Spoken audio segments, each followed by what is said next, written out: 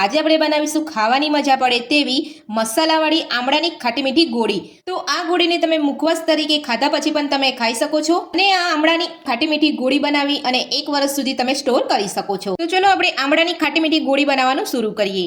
તો મેં અહીંયા 250 ગ્રામ જેટલા આમળા લીધા છે। આમળાને સરસ ચોખ્ખા પાણીએ ધોઈ અને કોરા કરી લીધા છે। તો જ્યારે પણ તમે આમળા ખરીદો ત્યારે આ રીતે થોડા ફ્રેશ હોય એવા જ આમળા લેવાના છે। તો હવે આપણે આમળાને બાફી લઈશું। તો બાફવા માટે મેં અહીંયા એક કુકર મૂક્યું છે અને કુકરની અંદર એક કાણાવાળી જાળી મૂકી છે। તો તમે અહીંયા જોઈ શકો છો જે ઢોકળાનું કુકર આવે છે એની અંદર આ જાળી આવે છે એ આપણે અહીંયા લીધી છે। જો તમારી પાસે આવું કુકર ના હોય જાળીવાળું તો તમે એક કઢાઈની અંદર સ્ટેન્ડ મૂકી અને તમારે એક ડીશ મૂકી અને એની અંદર તમે આમળાને બાફી શકો છો। અને જો તમારી પાસે એ રીતનું પણ ના હોય તો તમે અહીંયા કુકરની અંદર પણ તમે 2 વિસલ કરી અને બાફી શકો છો। તો આમળાને તમે બાફો ત્યારે તમારે આ રીતે મેં અહીંયા પાણી મૂક્યું છે, હું તમને બતાવી દઉં છું। તો જુઓ તો પાણી અહીંયા સરસ ગરમ થઈ ગયું છે। તો આ રીતે તમારે આમળાને બાફવા માટે અહીંયા ગરમ પાણી કરવા મૂકી લેવાનું છે। તો હવે આપણે આમળાને થોડા સાઈડમાં છૂટા છૂટા ગોઠવી અને 15 થી 20 મિનિટ જેટલું આપણે ઢાંકીને આમળાને બાફી લઈશું।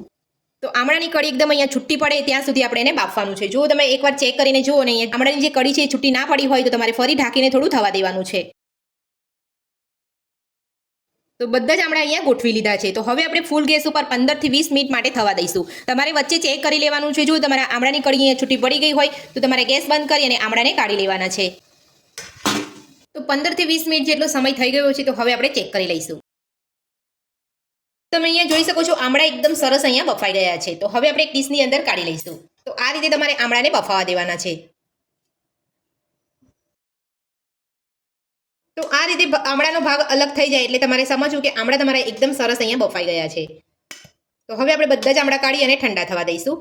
તો બાફેલા આમળા આપણે અહીંયા કાઢી લીધા છે। તો હવે આપણે આમળાની અંદરથી થળિયા કાઢી લઈશું। તો થોડા ઠંડા પડે એટલે તમારે આ રીતે અહીંયા થળિયા કાઢી લેવાના છે।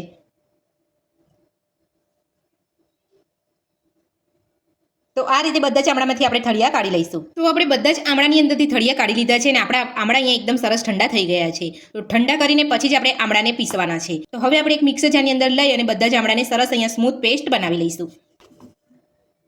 જો તમારી આમળાની ક્વોન્ટિટી વધારે હોય તો તમારે અહીંયા થોડા થોડા આમળા પીસી લેવાના છે। તો હવે આપણે ઢાંકણ બંધ કરી અને આમળાને સરસ અહીંયા પીસી લઈશું।